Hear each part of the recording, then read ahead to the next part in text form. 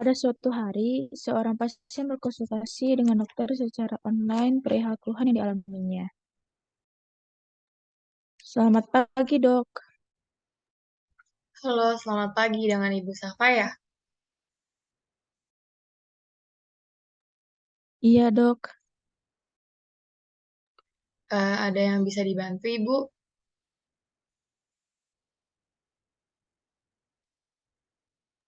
Jadi gini, dok. Akhir-akhir ini saya suka mengalami sesak dada, terus pusing, dan juga sakit di leher bagian belakang, dok. Itu kenapa ya? Eh, Gitu ya Ibu. Sebelumnya Ibu udah pernah tes darah belum ya? Hmm, Belum, Ibu. Belum, dok. Kalau misalkan belum, Ibu bisa melakukan tes darah dulu. Tesnya ini tuh tes biasa, tes sederhana. Jadi nggak perlu rujukan dari saya. Nanti setelah hasilnya sudah keluar, Ibu bisa kembali berkonsultasi dengan saya gitu. Gitu ya, Bu. Oh, gitu ya, dok. Baik, kalau gitu terima kasih, dok. Oke, Ibu, sama-sama. Setelah menjalani tes darah dan mendapat hasilnya, pasien pun kembali berkonsultasi dengan dokter. Halo, dok. Halo Ibu, ada yang bisa dibantu? Iya, nih dok, saya yang kemarin disuruh dokter untuk melakukan tes darah. Ini dok, hasilnya sudah keluar. Saya juga sudah saya lampirkan. Oh iya ya, tunggu sebentar ya Ibu, saya cek terlebih dahulu. Baik dok. Jadi gini Bu, berdasarkan hasil tes darah Ibu ini, kadar kolesterol LDL atau yang biasa disebut dengan lemak jahat di dalam tubuh Ibu, di dalam darah Ibu ini tuh terlalu tinggi. Lalu kadar trigliseridanya juga cukup tinggi. Jadi dengan kata lain, Ibu ini tuh mengalami yang namanya hiperlipidemia. Oh gitu ya dok. Lalu ini berbahaya gak ya dok? eh, Hiperlipidemia ini berbahaya sih Bu, karena kalau misalkan tidak langsung atau tidak segera ditangani atau tidak merubah pola hidupnya, terutama di pola makan, itu bisa muncul yang namanya plak di jaringan kulit kita atau biasanya itu disebut dengan namanya santoma dan juga bisa berujung mengalami penyakit jantung koroner.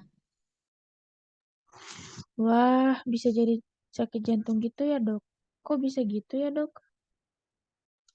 Ya betul Ibu bisa berisiko mengalami jantung koroner. Mungkin akan saya jelaskan sebentar.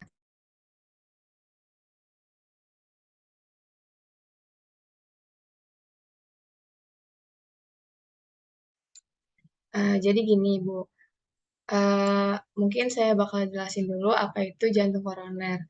Penyakit jantung koroner ini adalah gangguan fungsi jantung yang terjadi saat arteri koroner kita itu tersumbat oleh timbunan lemak. Nah, apa sih arteri koroner itu sendiri? Arteri koroner ini itu adalah pembuluh darah yang ada di dalam jantung kita gitu. Di mana fungsinya ini itu memasok darah dan juga oksigen ke otot jantung kita agar jantung kita itu tetap berfungsi atau agar tetap memompa darah gitu. Nah, terus uh, kenapa hiperlipidemia ini tuh bisa menyebabkan jantung koroner? Mungkin bisa dilihat di gambar ini. Seseorang yang menderita hiperlipidemia itu jika pola makannya tidak diubah seperti apa yang saya bilang tadi, misal masih sering mengonsumsi makanan yang goreng-gorengan gitu. Darah yang awalnya udah mengandung banyak lemak, kalau misalkan terus-terusan ditambah dari makanan-makanan yang mengandung minyak tadi itu, semakin lama lemak yang udah ada dalam darah ini tuh bakal menumpuk gitu di pembuluh darah. Nah, karena lemak ini tuh kan tidak larut dalam darah gitu ya, jadi bakal numpuk.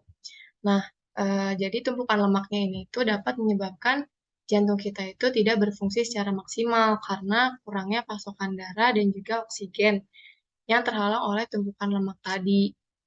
Mungkin secara singkatnya seperti itu, Ibu. Oh gitu ya dok. Terus serem juga ya. Kalau gitu saya harus mengubah pola makanannya seperti apa ya dok? Kalau untuk terkait pola makan, Ibu bisa menemui ahli gizi. Setelah ini akan saya beri rujukan untuk berkonsultasi dengan ahli gizi ya, Ibu. Oh gitu ya dok. Baik dok, terima kasih. Baik, Ibu. Semoga lekas pulih ya, Ibu.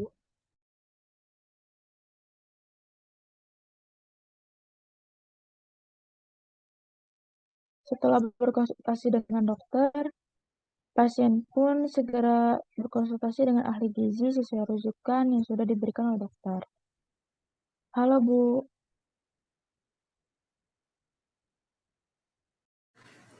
Halo, dengan Ibu Syafa ya?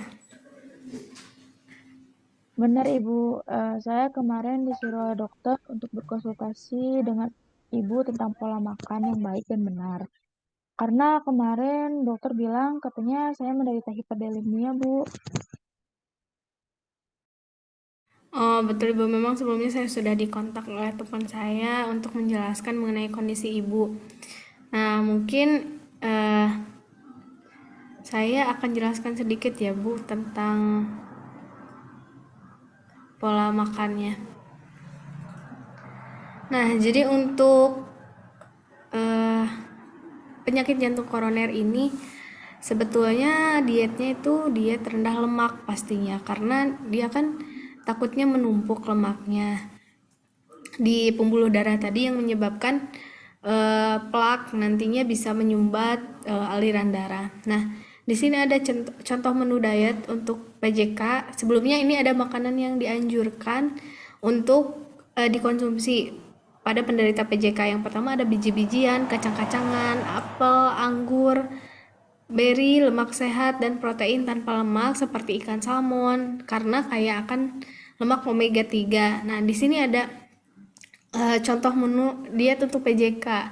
Untuk sarapannya mungkin ibu bisa makan nasi putih, omelet putih, uh, bolognese tempe, dan ini bisa ibu baca ya. Mungkin ada makan siangnya apa, sorenya apa, snack pagi, snack sore.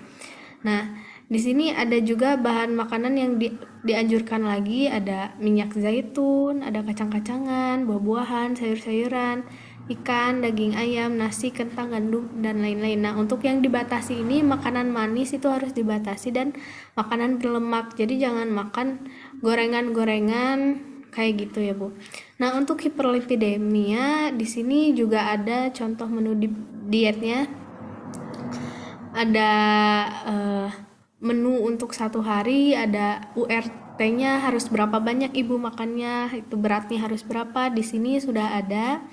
Nah, untuk santoma dan dislipidemia itu sebenarnya dietnya sama ya kayak tadi PJK, yaitu diet rendah lemak. Nah, syarat untuk diet rendah lemak itu yang pertama, energi disesuaikan menurut berat badan dan aktivitas fisik, lalu proteinnya 10-20% dari total energi total, lemaknya hanya 20-25% dari energi total, kolesterolnya harus 200-300 mg per hari, karbohidratnya 50-60% energi total, dan seratnya lebih dari 25 gram per hari. Jadi perbanyak serat, hindari kolesterol, dan lemak gitu, terutama lemak jenuh ya Bu, lemak jahat.